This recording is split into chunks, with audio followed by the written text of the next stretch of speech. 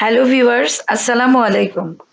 আজ আমি আপনাদের খুব সহজেই চিংড়ি দিয়ে শাপলা ডাঁটা রান্না করে দেখাবো। শাপলা বাংলাদেশের জাতীয় ফুল। শাপলা ডাঁটাও কিন্তু কম কিছু নয়। এটি প্রচুর পুষ্টিগুণ সম্পন্ন। এখানে অনেক ক্যালসিয়াম রয়েছে। তাছাড়া শরীর ও মাথা ঠান্ডা রাখতে সাহায্য করে। অনেকেই এটা কখনোই রান্না করে খাননি। খেয়ে দেখুন, খুব চমৎকার খেতে লাগে।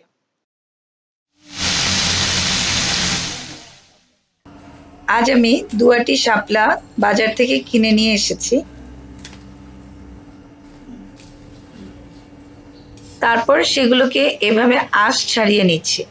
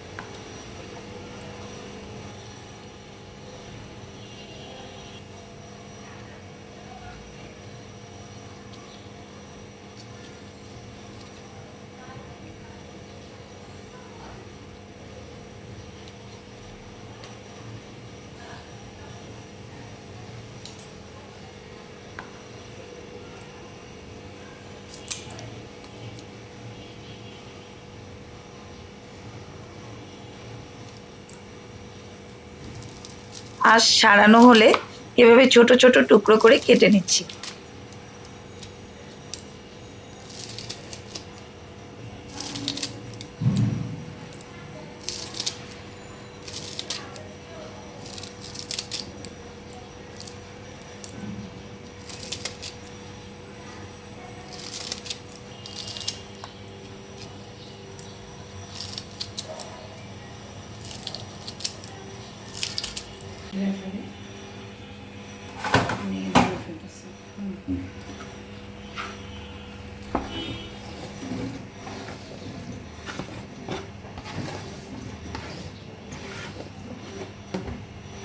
তারপর ধুয়ে নিলাম ২-৩ বার।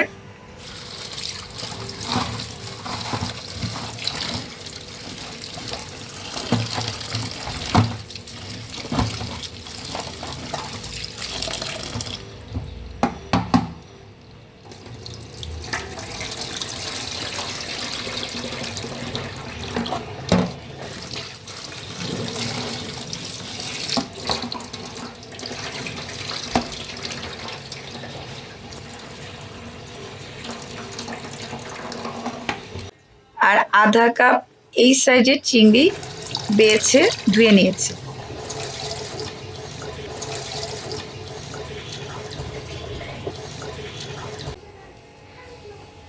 এখন একটি প্যান নিয়ে তাতে শাপলাগুলো ঢাললাম। এবার চিংড়ি দিয়ে দিলাম। এখন ২-৩ টেবিল চামচ পেঁয়াজ কুচি,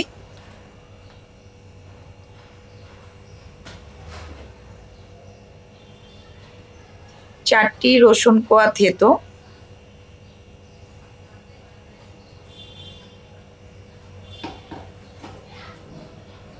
৭-৮টি কাঁচামরিচ ফালি,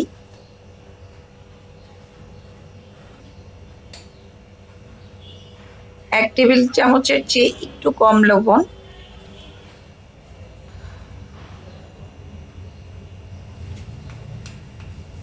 ১ চা চামচ হলুদ গুঁড়া এবং ৪ টেবিল চামচ তেল দিয়ে দিলাম। এবার খুব ভালো করে মাখিয়ে নিলাম।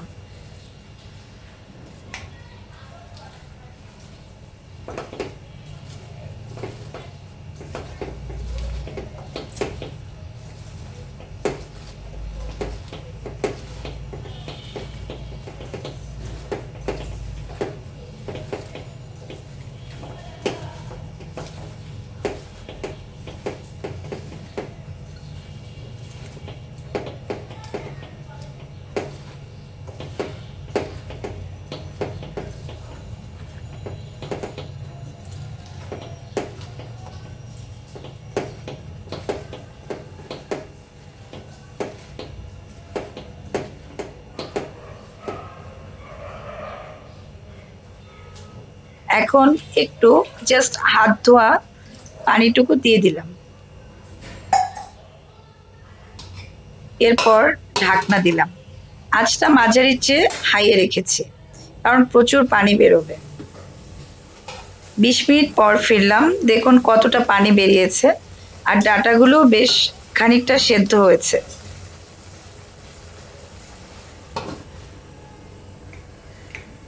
আরো কিছুক্ষণ চুলায় রেখে জাল করছি। 14 মিনিট পর ফিরলাম, এখনো বেশ খানিকটা পানি রয়েছে।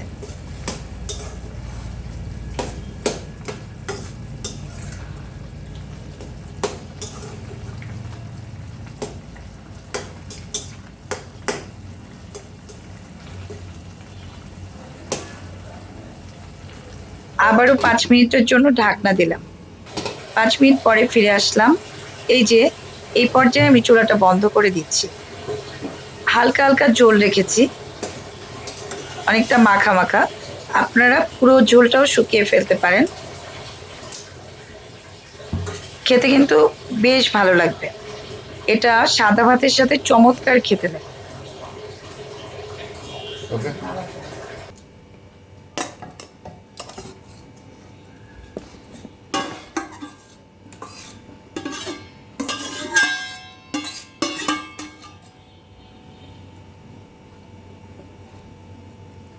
আশা করি আপনাদের রেসিপিটি সহজ এবং ভালো লেগেছে। ভালো লাগলে প্লিজ আমার চ্যানেলকে সাবস্ক্রাইব করুন ও পাশে থাকা বেল আইকনটি ক্লিক করুন। আর যারা ইতিমধ্যেই সাবস্ক্রাইব করেছেন তাদের অসংখ্য ধন্যবাদ। সবাই ভালো থাকবেন। আল্লাহ হাফেজ।